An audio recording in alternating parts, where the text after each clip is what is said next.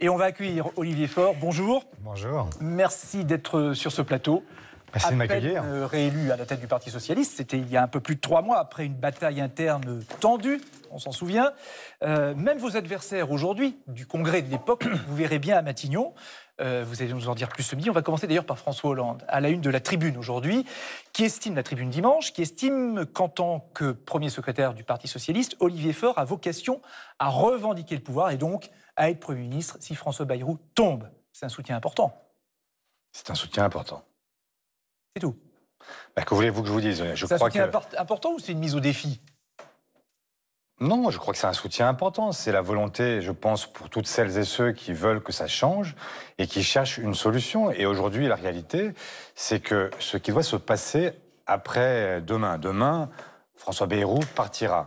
Et donc, quelle est la situation dans laquelle nous voulons entrer au lendemain de ce départ de François Bayrou?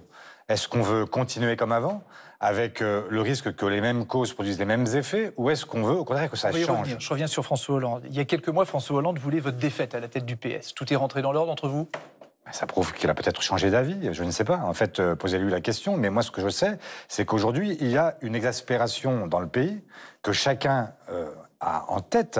J'étais hier dans ma circonscription pendant toute la journée pour les formes associatives de rentrée. Je peux vous dire que je n'ai rencontré personne qui souhaitait le maintien de François Bayrou et pas plus la politique qu'il conduit.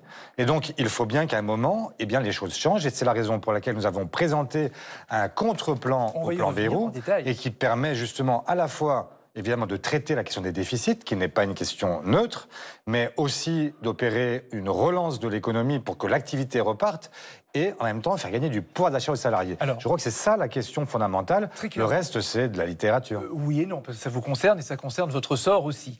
Si François Bayrou tombe demain, est-ce que vous imaginez Premier ministre d'Emmanuel Macron?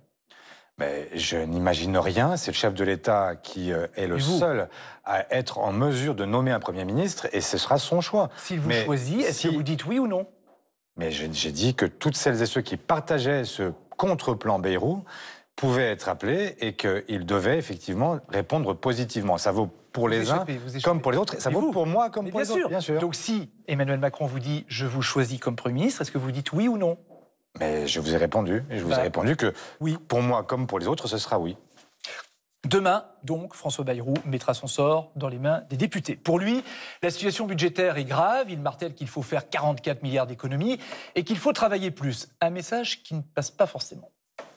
Je préférerais les garder nos jours fériés. Il y a d'autres moyens de trouver de l'argent. Pour faire des économies, François Bayrou propose de supprimer le lundi de Pâques et le 8 mai. Pourquoi les jours fériés? Parce que le drame de la France, c'est qu'elle produit moins que les autres. Je comprends qu'il faut faire des efforts, mais je ne pense pas que ce soit toujours les ouvriers qui doivent faire. Les gens qui travaillent qui doivent faire toujours les efforts. Je pense que c'est important de garder les jours fériés qui ont été acquis et pour lesquels certaines personnes se sont battues pour les obtenir. Je suis favorable à ce qu'il y ait 1 ou 2 jours fériés en moins, parce que par exemple le mois de mai, c'est très compliqué à organiser. J'ai jamais dit qu'il fallait cibler les boomers dont je suis. J'ai dit que cette génération-là, elle devrait être avec moi pour faire baisser la dette des plus jeunes. Le Premier ministre veut dire par là que la génération d'après 68 ont vécu dans l'opulence. Alors, pourquoi pas? On pourrait peut-être y croire qu'il y a une certaine forme d'opulence, mais je pense qu'il y avait aussi une meilleure gestion du pays. Moi, j'en suis persuadé. On a une petite retraite, moi et mon mari. Les petits restos, les vacances, c'est toujours restreint. On essaye de toujours dépenser. Ceux qui ont quand même une retraite confortable, ma foi, on peut participer. Ces derniers jours, sur ce débat, s'est greffé un mouvement de contestation radicale dont LFI et M. Mélenchon ont maintenant pris la tête, sans jamais s'interroger sur le mal que va faire aux entreprises et aux familles cette organisation du désordre. Les impôts, les cotisations, c'est infernal. Bougeons-nous et arrêtons de nous plaindre. Là, on nous demande de faire des efforts alors qu'on n'est pas responsable et maintenant, on nous demande à nous de payer pour les riches. Donc oui, je vais aller sur les points de blocage, je vais aller aussi à la manif. On va être encore pris à la gorge, donc je ferai également la mobilisation. Olivier Faure, avant de revenir sur ce que vous nous avez dit tout à l'heure, si Emmanuel Macron vous appelle à Matignon, vous direz oui, vous nous direz dans quelles conditions et comment, on va y revenir. Mais d'abord, arrêtons-nous un petit peu sur l'appel à bloquer la France pour mercredi prochain, qui a été relayé très tôt par Jean-Luc Mélenchon. Est-ce que vous soutenez, vous, ce mouvement sans réserve et est-ce que vous appelez même les Français à y participer? Ce que je crois, c'est qu'il y a, je l'ai dit à l'instant, une exaspération qui est inédite. Ce gouvernement est le plus impopulaire de la Ve République. On est face à un projet de budget qui est en fait récessif et qui est profondément injuste, ce que tout le monde ressent. Et donc, il est assez logique qu'il y ait un mouvement important qui se développe le 10 et le 18, le jour où les syndicats ont appelé aussi à manifester. Commençons par mercredi. Est-ce que vous soutenez ce mouvement sans réserve? Mais moi, je n'ai pas à soutenir, je n'ai pas à appeler. Ce que je dis simplement, c'est que nous devons entendre. Et par ailleurs, ce que chacun voit, c'est que le gouvernement cherche à faire monter une forme de pression sur le mouvement, à expliquer qu'il peut déjà être violent.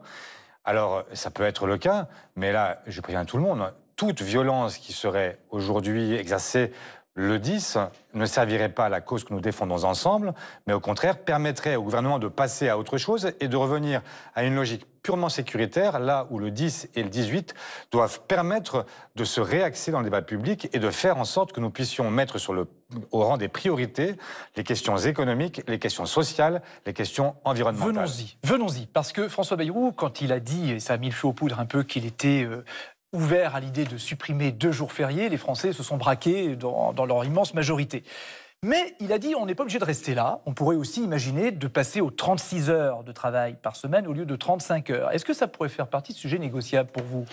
Non mais vous voyez bien qu'à chaque fois, c'est la même histoire. Moi, ce que je conteste dans le projet de François Bayrou, c'est qu'il cherche à s'appuyer financièrement, exclusivement, sur les salariés, sur les malades, sur les retraités, sur les jeunes, en gros, sur les plus vulnérables. Oublions François Bayrou. Oui, mais enfin, pardon, c'est quand même de lui dont vous parlez. Vous dites, oui, mais si vous êtes Premier ministre demain, c'est 36 heures. Si vous êtes Premier ministre demain, est-ce que 36 heures, ça peut être un compromis pour essayer d'amener d'autres vers vous?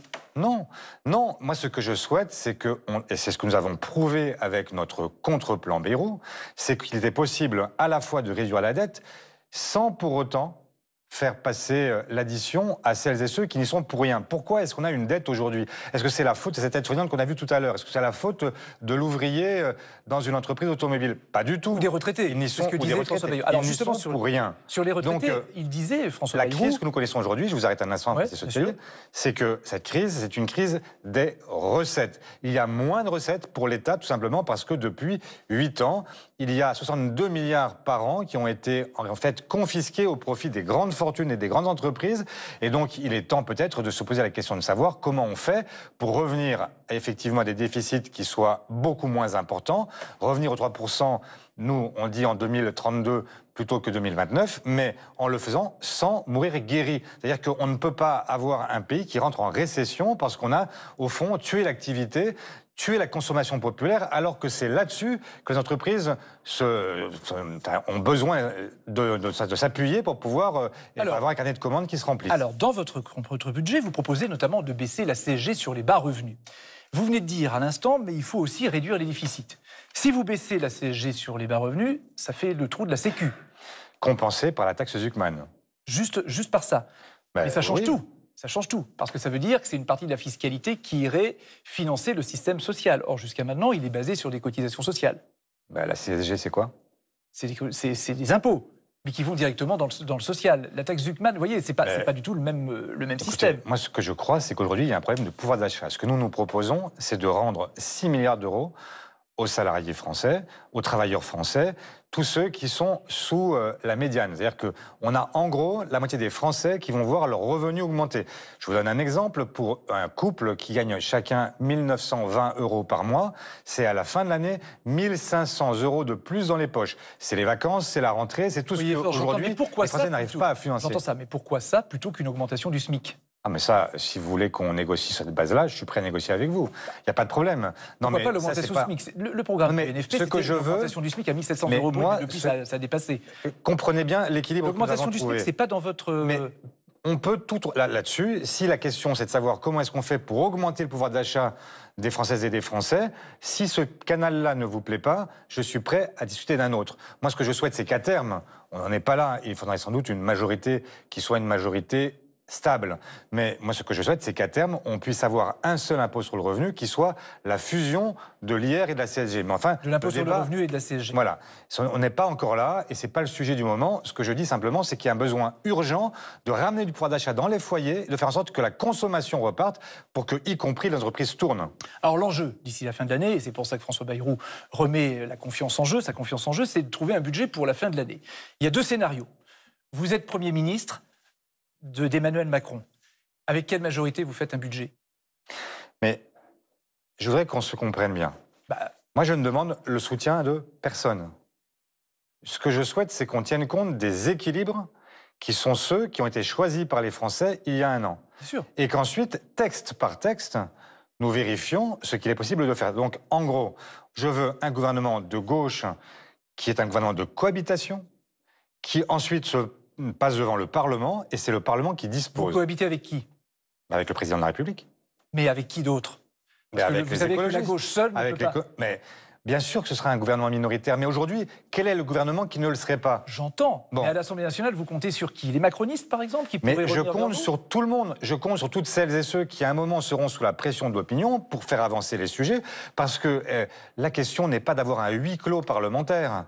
Il faut aussi peut-être qu'à un moment, on s'interroge sur comment est-ce qu'on rentre à nouveau en dialogue avec la société française, les syndicats, le patronat, les associations, les collectivités locales, les Français eux-mêmes. Vous êtes Premier ministre demain, à l'Assemblée, vous tendez la main à qui? Mais je tends la main à toutes celles et ceux qui sont prêts à partager cette idée simple que nous ne pouvons pas entrer en récession, que nous avons besoin de rendre du pouvoir d'achat aux Français, que nous avons besoin de faire en sorte que les services publics, notamment l'éducation, la santé, la sécurité, la défense, soient en mesure de remplir leur mission. Qui vous voyez dans votre paysage qui pourrait répondre à ça? Mais moi, je souhaite convaincre tout le monde. Je souhaite que chacun ait en tête que nous sommes en réalité dans une situation qui est quand même, à bien des égards, extrêmement inquiétante. Et je sais bien que je ne pourrais pas compter évidemment sur la droite et l'extrême droite, sur la droite extrémisée et sur l'extrême droite, qui sont aujourd'hui dans un schéma qui est très simple. Là, l'opération, c'est Nicolas qui paye. Vous avez bien compris que cette opération est née outre-Atlantique. C'est Trump, c'est Milei. C'est l'idée qu'aujourd'hui, il faudra en finir avec ce qu'on a appelé l'État-providence. Donc, en gros, chacun se débrouille, c'est la jungle. Ça, c'est l'idée que je ne peux pas accepter parce que moi, je considère au contraire que ce que nous avons bâti depuis la Seconde Guerre mondiale, c'est au contraire l'idée d'un État qui vient sécuriser les parcours et qui permet à chacun, quels que soient les aléas de l'existence, les grands accidents de la vie, eh bien, viennent en soutien de chacune et de chacun. Demain, François Bayrou s'exprimera donc devant les députés pour demander un vote de confiance. Si le nombre de voix contre dépasse les pour, alors il tombera. Toutes les oppositions sont en embuscade. C'était il y a 9 mois. Il venait d'arracher sa nomination à Matignon et citer Mitterrand. Enfin, les ennuis commencent. L'accouchement du budget lui donnera raison. Et pour cette rentrée politique, il prépare déjà la sortie. J'ai demandé au président de la République, il a accepté de convoquer le Parlement en session extraordinaire le lundi 8 septembre. Il demande la confiance que ne reflètent pas les visages de ses ministres, car les oppositions ont déjà répondu défiance. Qu'il faut être prêt parce que les temps sont incertains. Et cette idée qu'il y aurait verrou ou le chaos, à partir d'aujourd'hui et demain, vous verrez qu'il y a verrou d'un côté et puis à nous. La gauche autour du PS travaille à un contre-budget, se préparer au cas où. Ils ont mis un Premier ministre de droite, ça n'a pas marché. Ils ont mis un Premier ministre ensuite macroniste, ça n'a pas marché. Et donc maintenant, il doit nous laisser nous y coller. On est d'une limpidité absolue.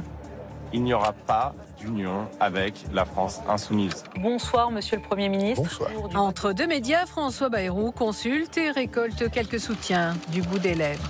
On considère que faire chuter le gouvernement facilite l'adoption d'un budget d'ici à la fin de l'année. Pour nous, la réponse est non. Rejoindre les incendiaires qui voudraient précisément allumer cette mèche de l'explosion budgétaire et financière, ça n'est pas nous. Mais chacun semble déjà dans l'après. Olivier Faure se voit-il à la place de François Bayrou pour incarner le 5e Premier ministre depuis 2 ans? On est dans une impasse. Nous avons le mérite de présenter une offre. Pour Matignon, le RN veut une majorité absolue et demande... Nous appelons Jordan et moi-même à une dissolution ultra rapide. Quant au leader insoumis, il vise directement le président de la République. Le 10, nous bloquons tout pour faire partir M. Macron lui-même, car c'est lui qui est le responsable de la crise.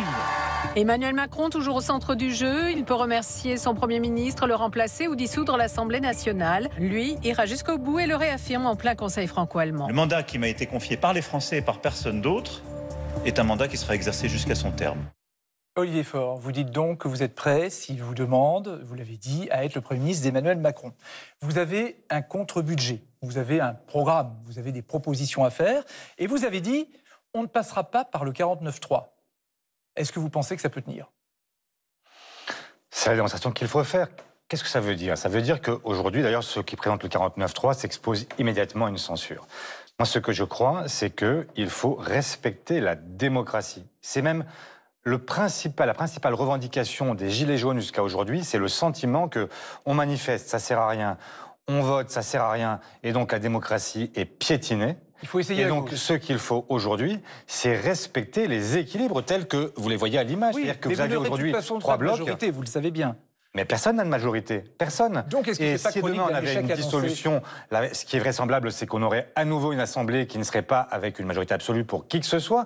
Et donc, il faut tenir compte de ce qui a été dit. Et donc, maintenant, chercher au fur et à mesure des avancées dans ce Parlement, voir quels sont les accords qui peuvent être trouvés, et puis avancer de cette façon-là. Et là-dessus, vous êtes prêt à prendre votre responsabilité là-dessus? Et nous sommes prêts à prendre cette responsabilité. Je suis prêt, nous sommes prêts, parce que je ne suis pas seul. Et cette affaire n'est pas une affaire personnelle, c'est une affaire simplement de volonté collective, d'en finir avec cette espèce de pièce qu'on nous joue depuis trop longtemps maintenant, depuis 2 ans au moins, c'est que pile, je gagne, face, tu perds.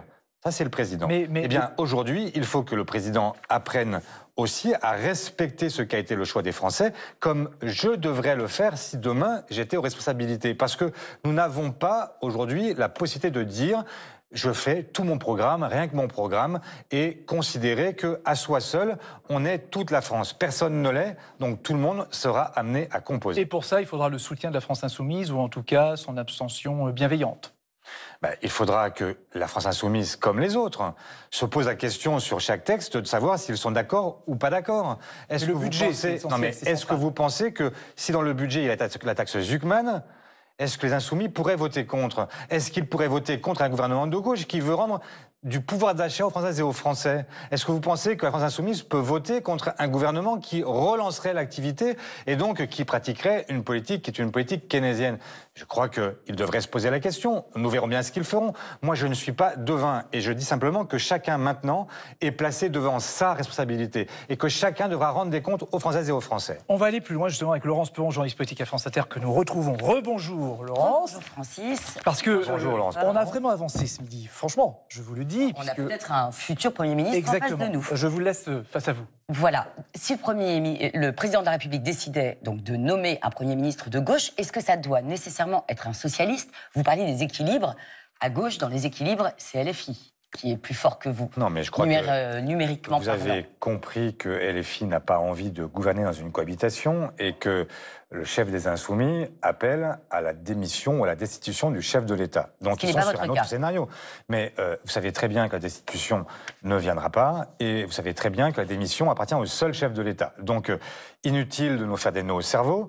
Passons directement à l'exercice pratique. C'est est-ce qu'aujourd'hui on peut faire avancer les dossiers pour les Françaises et les Français, et notamment pour la classe moyenne et la classe populaire? La réponse est oui. Comment? En prenant la tête du gouvernement. Point. Est-ce que ça veut dire qu'il y a, d'une certaine manière, deux gauches? Une gauche de gouvernement et une gauche qui serait une gauche de protestation, à laquelle vous ravaleriez peut-être? Moi, je ne catégorise pas les gens. Je ne suis pas là pour dire qui est... Enfin, je ne donne pas des bons points. Je dis simplement qu'il y a une stratégie qui est celle de Jean-Luc Mélenchon et qui est de créer les conditions d'un départ... en poussant le chef de l'État vers la sortie.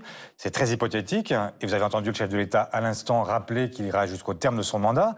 Et puis, ce que moi je crois, c'est que dans chaque situation, il y a quelque chose à faire. Et on n'a pas à attendre. Je sais bien que si on devait aller à Matignon, si on devait prendre la tête du gouvernement, ce serait très compliqué et que ce gouvernement serait minoritaire. Mais je sais aussi qu'il y a des Français qui attendent. Toutes celles et ceux que j'ai rencontrés toute la journée d'hier, qu'est-ce qu'ils me disent? Ils me disent, mais faites en sorte d'y aller, prenez votre responsabilité, trouvez quelque chose, trouvez le moyen d'avancer, parce qu'on en a besoin. Est-ce que certains vous disent aussi, si Emmanuel Macron nommait par exemple un Premier ministre macroniste, mais plutôt enclin à aller sur vos sujets, Est-ce qu'à ce moment-là, vous accepteriez peut-être de rentrer au gouvernement, cette fois pas comme Premier ministre, mais comme ministre d'un gouvernement qui reprendrait certaines de vos mesures? Non, mais moi, je suis contre toute forme de confusion. Je ne veux pas un gouvernement qui serait en même temps les uns et les autres. Nous sommes différents. Et donc, c'est un gouvernement de gauche ou rien? Donc c'est niette. C'est niette si Gabriel Attal était renommé à Matignon. Gabriel Attal peut très bien être un Premier ministre nommé demain par le chef de l'État. Peut-être qu'il pourrait prendre des mesures qui pourraient nous convenir, je n'en sais rien. Ce que je dis simplement, c'est qu'il n'est pas question de former un gouvernement commun. Pourquoi? Parce que nous avons des différences et ce que je souhaite, c'est que chacun puisse les exprimer dans le débat parlementaire. Et moi, je ne demande à personne de se renier. Je n'ai pas dit aux macronistes de devenir socialistes, à qui que ce soit de le devenir d'ailleurs. Je souhaite simplement que nous puissions être dans un dialogue parlementaire, qui soit un dialogue apaisé, qui permette de dire voilà d'où je pars et puis voilà les solutions auxquelles nous pouvons parvenir. C'est comme ça que nous avancerons. Le reste, la confusion, ça nourrit qui? Ça nourrit exclusivement l'extrême droite qui viendra ensuite vous dire sur ce plateau même, vous dira mais voyez, c'est l'establishment qui s'est retrouvé et qui avance de concert. C'est pas mon cas. Est-ce que vous considérez aussi, comme Raphaël Glucksmann qui a été votre tête de liste aux européennes, que le nouveau Front populaire a vécu, qu'il n'existe plus et qu'il ne faut pas travailler avec les insoumis? J'ai répondu tout à l'heure, Francis Letellier. Je pense que demain, si nous devons gouverner, nous aurons à placer chacun devant sa responsabilité. Et on ne peut pas, par avance, refuser les suffrages de tel ou tel, parce que nous avons besoin de trouver des majorités. Et donc, si on veut faire avancer un projet qui soit un projet de gauche, par exemple, ce projet que je partage avec Raphaël Glucksmann, de taxer les grandes fortunes et les hauts patrimoines, forcément, nous aurons besoin des voix de toute la gauche, c'est une évidence. Donc le nouveau Front populaire existe toujours. Mais donc, il y a forcément sur nombre de sujets, eh bien, évidemment, une évidence au fait que la gauche se retrouve, parce que la gauche, elle porte malgré tout, malgré nos divergences, enfin, on pourrait en parler si c'est ça qui est votre obsession, qui essaie de savoir s'il y a des désaccords avec la France Insoumise. En fait, ma vraie question, c'est de savoir si, en cas, par exemple, de dissolution, vous partez avec, effectivement, LFI, les Verts. Mais pourquoi vous voulez me parler de dissolution? Je vous parle de gouverner. Et je vous dis que demain... La dissolution est sur la table aujourd'hui aussi. Non, vous n'êtes pas sans le savoir. Crois pas. Le chef de l'État a dit qu'il ne voulait pas dissoudre. Donc je m'en tiens à ce qu'il dit. Moi, ce que je veux, c'est que nous puissions gouverner. Et gouverner, ça veut dire trouver des majorités d'idées, faire en sorte que nous puissions avancer. Donc vous n'êtes pas sur la même ligne que Raphaël Glucksmann qui dit... Cordon avec les... Je ne me pose pas cette question. Moi, je la pose. Mais moi, je cherche à ce que les socialistes affirment dans le débat public quelque chose et que nous n'ayons pas toujours à commenter les uns, les autres, etc. Nous sommes une France qui doit avancer par elle-même, pour elle-même et procéder des Français au sol. Voilà, point. Le reste ne m'intéresse pas. Je veux plus être tout le temps être celui qui commente les autres. Je veux que nous avancions et que nous proposions ensemble un projet pour les Français parce que c'est ça qu'ils attendent de nous et qu'ils n'en peuvent plus de ces petites combinaisons, etc. et de ces petites phrases qui ne servent à rien et qui en font, ne font que la passion des journalistes. Merci Monsieur le Laurent. futur Premier ministre. Merci Laurent. À propos de journalistes, vous avez entendu parler de Thomas Legrand et Patrick Cohen, journalistes éditorialistes qui ont été piégés par le média en ligne L'Incorrect, en train de converser avec des membres de la direction de votre parti, le Parti socialiste. Dans un communiqué, votre parti rappelle qu'il n'y a aucune collusion avec les journalistes quels qu'ils soient et a accusé L'Incorrect, média créé par des proches de Marion Maréchal, de complotisme. Les deux journalistes confrères vont porter plainte. Est-ce que vous aussi, en tant que Parti socialiste, vous allez porter plainte contre cela? Bon, on n'en a pas décidé, mais c'est vrai que je comprends parfaitement la plainte que vont déposer ces deux journalistes. Je dis les choses très franchement. Bien sûr qu'il y a des rendez-vous, et bien sûr que les journalistes parlent aux femmes et aux hommes politiques. Et c'est vrai à l'extrême droite, comme c'est vrai dans la gauche radicale, comme c'est vrai dans tous les autres partis que l'on appelle traditionnellement de gouvernement. Et donc, ça n'est pas anormal que ces dialogues existent. Maintenant, quand on peut tronquer des phrases, quand on cherche à faire dire des choses et rentrer dans une logique complotiste, laisser penser que le service public serait aux mains des socialistes, parce qu'en gros, c'est ce qui est en train d'être raconté. Il suffit d'écouter chaque matin ce que dit Patrick Cohen et de lire chaque jour ce que dit... Thomas Legrand. Ce que dit... Thomas Legrand, pour se rendre compte qu'ils sont très très loin d'être des soutiens. Voilà. En tout cas, il parlait de l'avenir de Rachida Dati, qui est ministre de la Culture, qui a relayé d'ailleurs cette vidéo, et elle a demandé dans un texte que chacun prenne ses responsabilités. Que la ministre de la Culture relaie cette vidéo, est-ce que ça vous a étonné, choqué? Ça m'a étonné, parce qu'elle est ministre justement de tutelle, et que quand elle prononce ces mots, elle sait très bien que ça vaut... forcément injonction pour la direction de Radio France. Et donc je crois que, étant elle-même partie du sujet, elle aurait dû s'abstenir. On va parler d'actualité internationale, parce que c'est très important ce qui se passe aussi dans le monde. Le siège du gouvernement ukrainien a été visé par des bombardements russes cette nuit à Kiev, au moins 5 morts. Et jeudi à Paris, 26 pays, dont la France, se sont engagés à déployer des troupes au sol quand la paix sera revenue. Vladimir Poutine y voit une menace. Est-ce que vous voterez pour l'engagement de militaires français en Ukraine? Absolument. Je crois que chacun doit maintenant saisir que le sommet en Alaska entre Trump et Poutine a été juste une diversion. Que Poutine n'avait aucune intention d'aller vers la paix. Et qu'il en a fait la démonstration le soir même du sommet, en envoyant des centaines de drones sur l'Ukraine. Cette nuit encore, il a déployé une armada dans les airs comme il n'avait jamais été question jusqu'ici, visant y compris le palais gouvernemental. Et donc on voit bien que la réalité, c'est que Poutine, dès lors qu'on ne lui oppose pas un rapport de force, il avance. Des troupes au sol françaises en Ukraine. Alors là, on parle de troupes françaises en Ukraine, la paix revenue. Et on parle en fait de forces qui seraient à l'intérieur et qui garantiraient la paix. Il ne s'agit pas de devenir co-belligérant, mais on devrait s'interroger aussi aujourd'hui sur le fait de protéger les positions arrière, sur les positions qui sont celles des civils. Et quand il y a des attaques de drones, par exemple, qui visent exclusivement des infrastructures civiles, sans doute que l'Europe devrait se poser la question de savoir s'il n'est pas temps de protéger les airs et de faire en sorte que la guerre ne soit pas demain, en réalité, donc dès maintenant, une intervention dès maintenant de l'Europe. Protéger le sol, créer une zone d'exclusion aérienne qui permette de protéger les civils ukrainiens. Hier, samedi, l'armée israélienne a détruit des immeubles dans la ville de Gaza et demande aux habitants de quitter les lieux. C'est une nouvelle initiative du gouvernement de Netanyahou, une nouvelle offensive. Les condamnations ne suffisent pas, visiblement, à l'arrêter. La reconnaissance de la Palestine par la France va-t-elle y changer quelque chose? D'abord, je soutiens cette reconnaissance que le président a décidé de porter, enfin, parce que ce sera un moment où la France s'adressera au monde et où elle dira que, oui, la paix est possible à une seule condition, c'est qu'il y ait deux États qui se reconnaissent mutuellement et qui coexistent, un État palestinien et un État israélien. Est-ce que cela suffira à convaincre Benyamin Netanyahou ? Je vois bien que ça ne suffira pas. Il en est même aujourd'hui à accuser le président de la République d'antisémitisme, ce qui était totalement absurde. Certains à l'interdire, Emmanuel Macron, de mettre le pied en Israël. Absolument, ce qui est complètement fou. Je crois que vraiment, on est là aux limites de la rhétorique de Netanyahou. Ça ne suffira pas. Et donc, moi, ce que je souhaite, c'est que l'Union européenne, d'abord, accepte un embargo strict sur les armes à destination d'Israël et suspende l'accord d'association entre Israël et l'Union européenne parce qu'en son article 2, il est précisé que s'il n'y a pas de respect des droits humains, eh bien cet accord doit être suspendu.